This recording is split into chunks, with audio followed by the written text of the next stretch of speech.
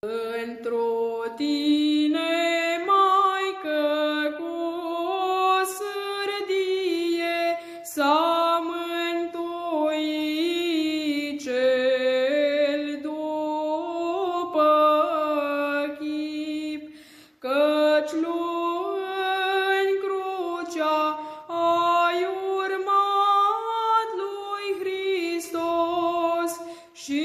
lucrând ai învățat să nu se uite la trup, căci este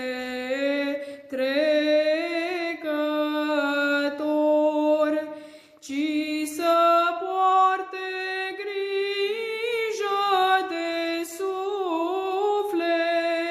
de lucrul cel nemuritor. Pentru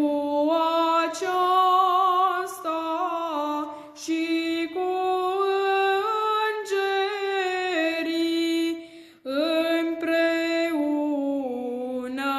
se bucură Preacuvântul